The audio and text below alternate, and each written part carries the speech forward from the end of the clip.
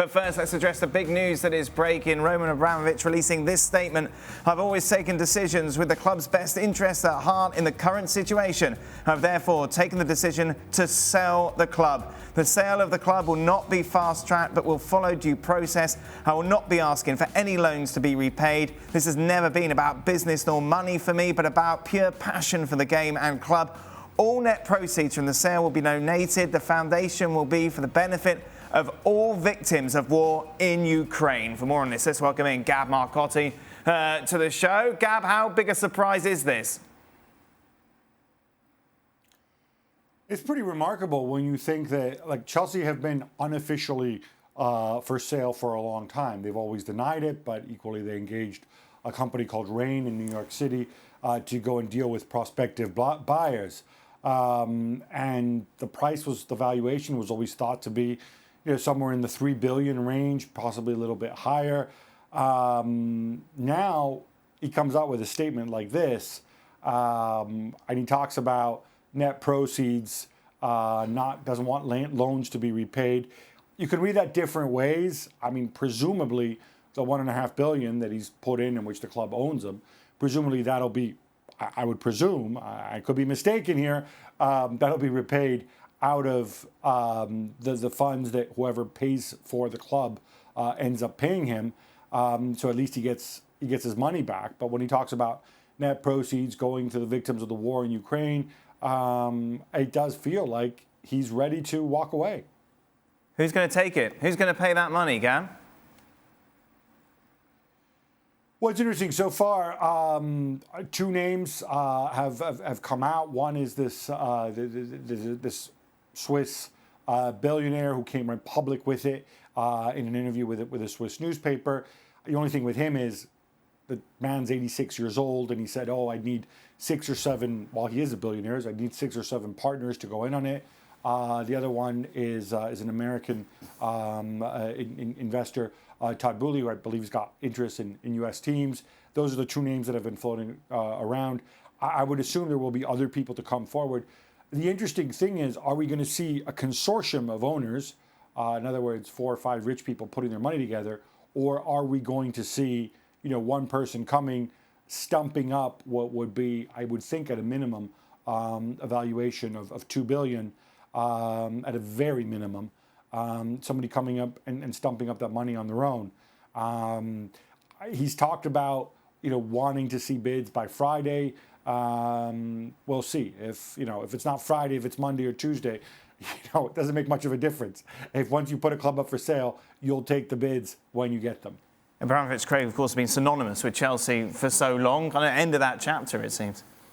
Yep, and I don't think the people who, as we sit here, are currently getting bombed, shot, shelled, and forced out of their home are going to be too interested in this. Here's part of the proceeds for aid and all that after what's going on. But no, it has been. So that's always a concern about who the new ownership are going to be and how they're going to run the club. He has, as he said, he just put his money in and they've spent big, and they've had a lot of success with their model, a little bit like a Real Madrid model in terms of hiring and firing. When it's not working, they get them out, bring somebody else in, they pay them off, they move on, they sign players. So, yeah, I mean, if another sugar daddy comes in and this continues to go down that track, it shouldn't be an issue. But I'm not sure how many people have actually got the appetite. Right. I mean, to come in and just go, here's my money and what's the business model? But you need more money, just keep putting it in. Not quite sure how many people want to come in and run a business like that. Frank, you're of course just there last week. I was there, and I have to say that I never met Mr. Abramovich. I left before he decided to own the club, and it's a big turn-off event, in fact. And I was listening carefully to what Gab said and Craig said as well about who would be interested of getting that club. It's a big club. I think they would have to repay back like a $2 billion to Roman Abramovich. So who's going to be interested to invest except somebody who has unlimited amount of money in his bank account? So are we going back to another person for the East Side or somebody else? But it's going to be big. It's going to be big at the club because it's the biggest history of the club has been under Mr. Abramovich. I remember when, back in the day before Frank arrived at Chelsea, and when Stevie would go down and play in the 80s, the place was crumbling. Yeah. Ken Bates, who was the owner when I was there. You know, he was a good businessman, but he just didn't have that financial clout, and it was, you know, save the bridge and, you know, put a pound in and all this sort of stuff. So, you know, the guy's obviously put his money in. It has transformed that club from a football perspective. But yeah, I mean, I think if you're a Chelsea supporter and you go week in, week out, and you buy a season book and you've been supporting them for years, you're always concerned when your club's going to change hands because, you know, we have good ownership and you have bad ownership.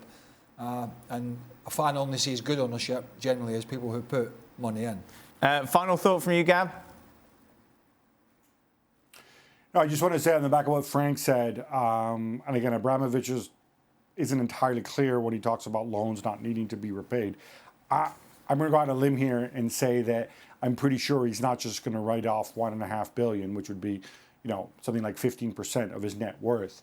What would likely happen is the new owners, when they come in, if they come in, is you would factor that $1.5 billion that's owed to Abramovich. You would factor that into the price of the sale of the club. So it's not like they would have to buy the club and then pay Abramovich back. They would sort that out.